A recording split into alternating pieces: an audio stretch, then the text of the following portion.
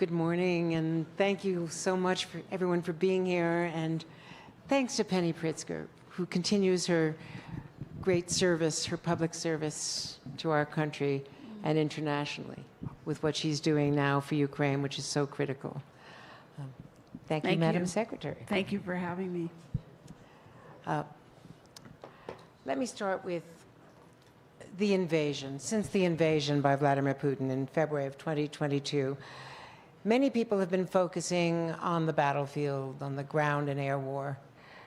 But Vladimir Putin has been targeting Ukraine's economy,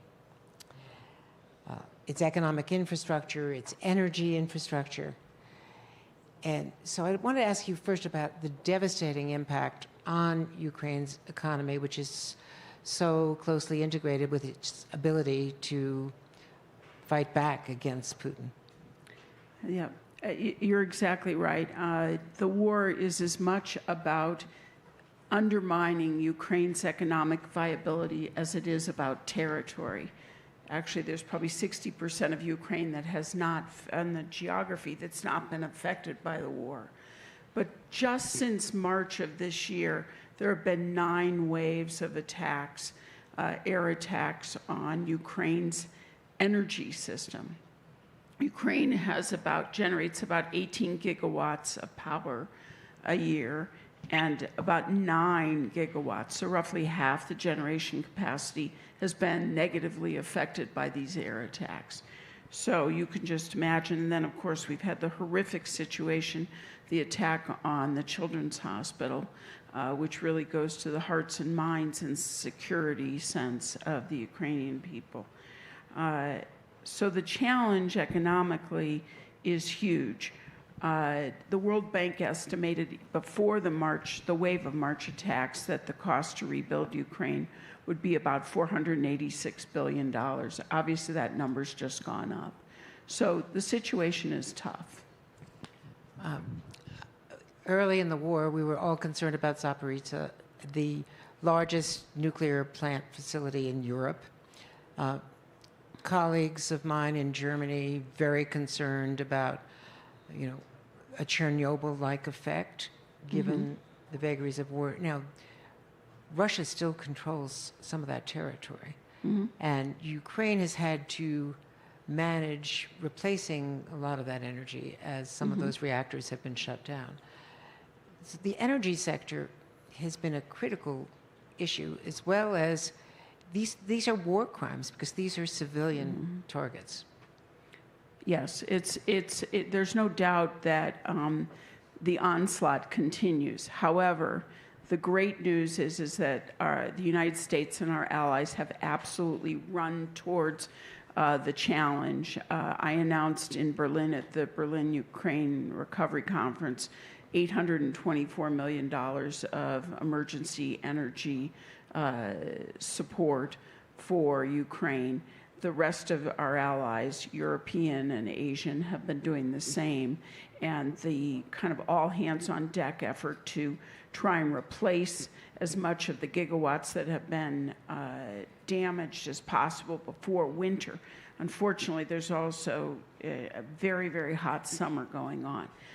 Andrea, though, I would say, even despite this adversity, and just one more level of adversity in addition to the war, is to see really the resilience of the Ukrainians, what they're doing and what they're accomplishing. And one of the reasons I'm hopeful and, yes, optimistic is you look at Ukraine's military. They're holding the line. They're holding the line in Kharkiv. They've reopened the Black Sea. They've pushed back on Russia's attacks from Crimea. They're on their front foot since the supplemental. Now, are they? I'm not a military person. Are they winning? That's not my. But the point is that the resilience of the Ukrainian people is amazing, and the economy has. Yes, they took a big hit in the first year, but the economy grew at 5% last year. I mean, there's an economic story to be told. I was in Munich every year at the Munich Security Forum. In the first year, Zelensky, was pleading for help. Well, he was there just days before the war started. Then this year, he was pleading for the supplemental and warning, and that was such a pivotal weekend. That's the weekend that Navalny was killed, that Avika fell, and he was warning that with the fall of Avika, that all those other villages, now they've managed to win back some of that territory, but he said we're going to begin retreating, and that's really when the retreat began, and that delay in getting the supplemental, which was a political problem domestically here. But I would look at now the momentum of look at the last 37 days Right. of what's happened. I mean, you've got, starting with the Berlin Recovery Conference, you had announcements not just by the United States about support for energy, but also support in the insurance market. You had announcements by the Europeans uniformly of additional support that's been massively helpful. You had the G7 summit where you had a commitment by the G7 to bring forward $50 billion of the Russian sovereign assets for current use. You had the United States sign a 10-year bilateral security agreement at the G7. You had 90 countries then, just a day or two later, come together for a peace summit showing the support for Ukraine. And then over the last 9 months, you've seen enormous progress by the Ukrainians on reform and trying to fight anti-corruption. As I've said, you've had the U.S. and Europe and our allies working together on energy repair. And now you see an economy that is growing. The expectation this year is the economy will grow at 3%. Investment is up 17%. The Black Sea story is extraordinary. The Black Sea, when I started in my role, was closed. There was no ships. Since August, we've now, with the Ukrainians, 2,000 ships have come and gone from Ukraine. 50 million tons of exports, larger than the exports pre-war. As a result, the income to the Ukrainian central government is up 25%. Their tax revenue is up 25%. 37,000 new businesses formed last year, half by women. And so you're seeing, this is not a story where they're waiting. Their economy is not dead. There's an energy in the economy. There's a lot that they're doing. And I've seen it firsthand, whether it's at the Coca-Cola bottling plant, which is the largest Coca-Cola bottling plant in Europe, is in Ukraine. That was taken over by the Russians, and the 1,600 employees took back the plant and repaired it, and it's up and operating and at its highest level of production ever. All the way to whether it's drone manufacturing or prosthetic manufacturing. And you meet, the veterans who are, using Ukrainian-made prosthetics. It's inspiring and exciting to be a part of trying to help them stay strong, stay resilient, and see their future and help them live into the European future they want.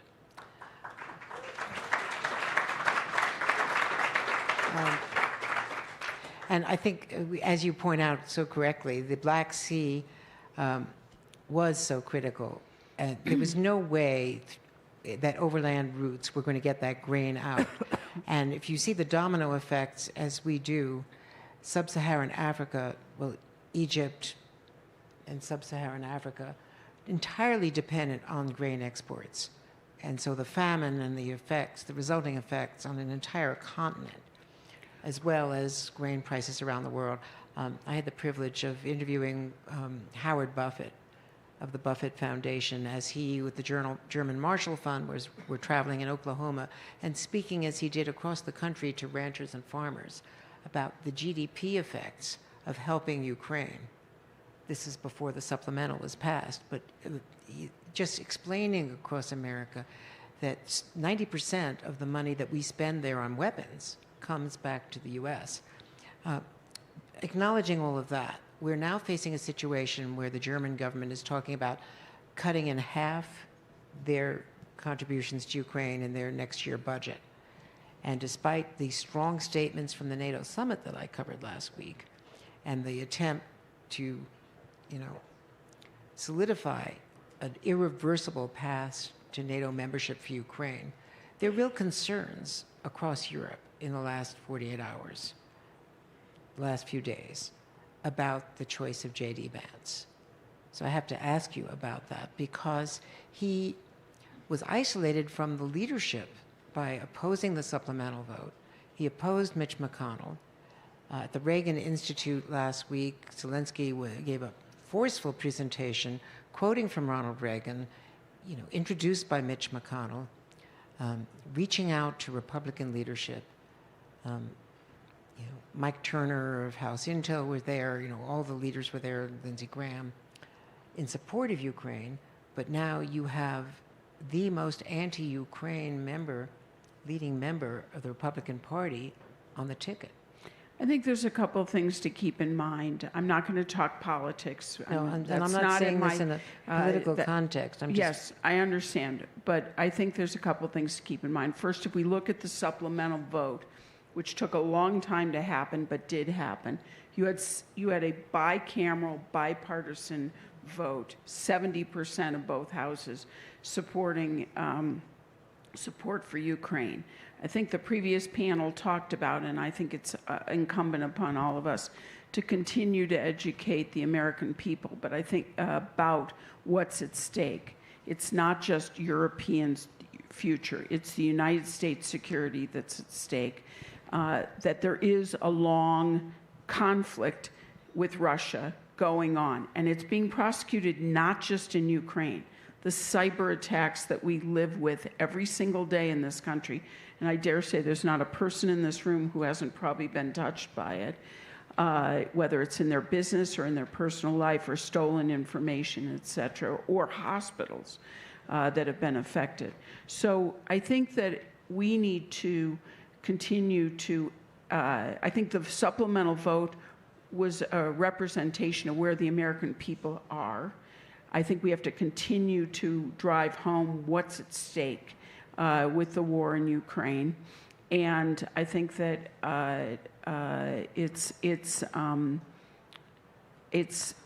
there are for sure forces in every country, whether in Europe or in the United States, that are not necessarily totally supportive of Ukraine.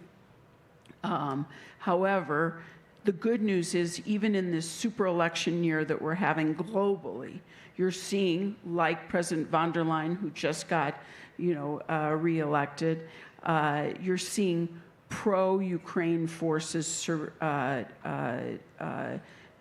surmounting and winning. And then what you're also seeing is like what the President von der Leyen said. Her number one priority is the situation in Ukraine. And that speaks to me the commitment of Europe. And we heard in the earlier panel about the partnership between the United States and Europe. It's heartening to hear that the leadership, and I've certainly seen it firsthand, that Europe has taken regarding the situation as it relates to Ukraine. And finally, as it relates to Germany, there are many pots of money now that are coming together to support military support for Ukraine. And so I don't think you can just look at one pot. You have to look at the holistic picture. Let me ask you about something that Sergei Lavrov said at the UN Security Council just yesterday. He was asked, or the day before, he was asked about J.D. Vance's position. And he said, he's in favor of peace, in favor of ending the assistance that's provided.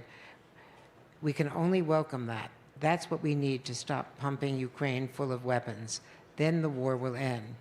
So just without the political implications there, are you concerned about pressure growing in the coming months on President Zelensky to concede territory at the bargaining table?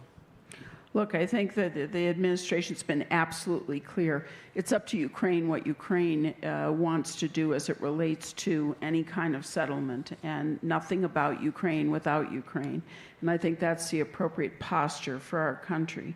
And I think that, but it's evident to all of us, as the Supreme Commander said in the previous panel, wars are unpredictable. And so where Ukraine is and how they want to prosecute this conflict to the end, that's going to be something that they're going to have to take the leadership position in.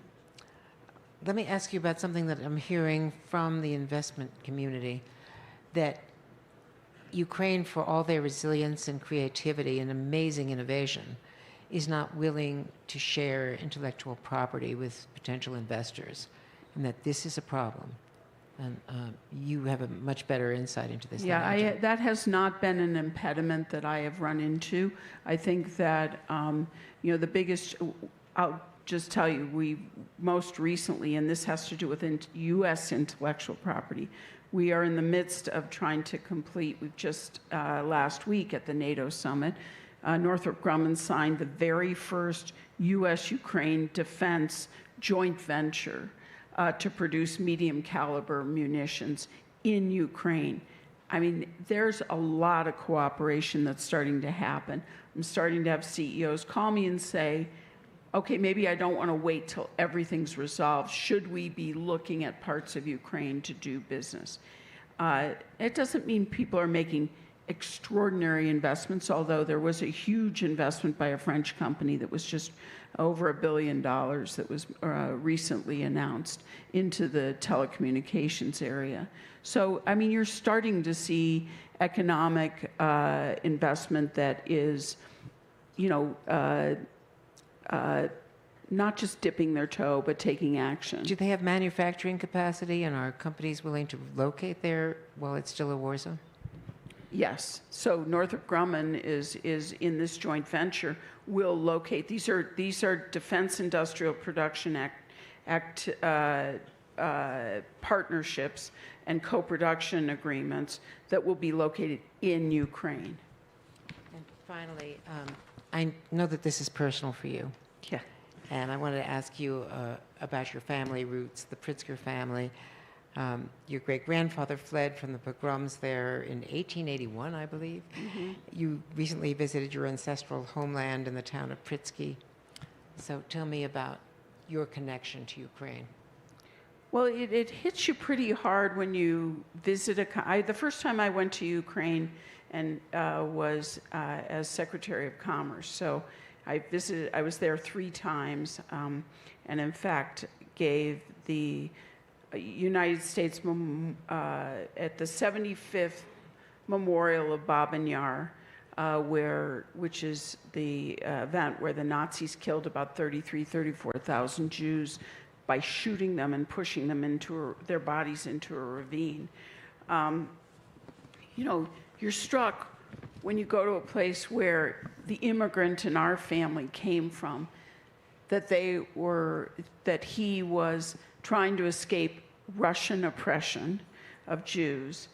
And here we are 140 some odd years later, and we're fighting in some ways for the independence of a country that, frankly, if my family had stayed, I probably wouldn't exist. Because if it didn't happen in the pogroms, the family probably would not have survived Babin Yar. And that's pretty motivating way, so when the president called and asked if I would be open to taking this job, it's how can you not try and be of help?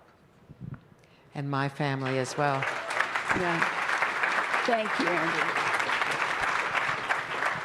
Secretary Pritzker, thank you so much for what you're doing and your continuing service.